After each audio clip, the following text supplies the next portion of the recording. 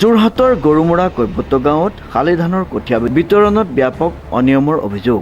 উল্লেখযোগ্য যে যোৰহাট জিলাৰ উত্তৰ পশ্চিম প্ৰান্তৰ গৰুমৰা কৈবত্য গাঁৱত বানপীড়িত কৃষকসকললৈ অহা চৰকাৰী শালি ধানৰ কঠীয়া বিতৰণত ব্যাপক অনিয়ম আৰু পক্ষপাতিত্বৰ অভিযোগ উত্থাপন হৈছে।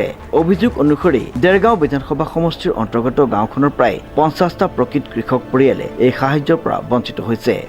আমাৰ এটা গৰুমৰা গাঁৱত হৈছে, গৰুমৰা কৈবত্য গাঁৱত কালি কঠীয়া বিটাইছে। ঠিক আপোনাৰ কঠীয়া 4 কেজিকে দিছে বুলি কৈছে। ঠিক আমাৰ মাটি কঠীয়া সিঁচাৰো শেষ হ'ল, এতিয়া কঠীয়া আমাৰ ৰুবলগীয়া নাই। কালি এতিয়া ইয়াত কঠীয়া বিটাইছে, আপোনাৰ চুৰ কৰিয়ে বিটাইছে। আমি পাব লাগে, আমাৰ খেতি ডুবি আছে, আমাৰ কঠীয়া লোকচান হৈছে পথাৰত, পাব লাগে আমি। এতিয়া আমি কঠীয়া বিচাৰি গ'লত আমাক কিবা আধাৰ কাৰ্ড লাগে, কিবা লাগে, এনেকৈ কৈছে। যিমান আপোনাৰ কঠীয়া দিছে তেওঁলোকক পিয়ানিত সিঁচিবলৈ দিছে নে পাকঘৰত সিঁচিবলৈ দিছে নেজানো, কিন্তু পাব লাগে আমি পোৱা নাই। এইটো চুৰ কৰি কালি কঠীয়াটো বিটাইছে, যোনজনে বিটাইছে এইটো চুৰ কৰি বিটাইছে। আমি ইয়াত খেতিয়ক মানুহ আছোঁ, আমাৰ কঠীয়া তাত ডুবিছে, বিঘা বিঘা কঠীয়া গুচি গৈছে, হ'লেও আমি পোৱা নাই। তেওঁলোকে চুৰ কৰি বিটাইছে, নাই পিয়ানিত সিঁচিবলৈ দিছে।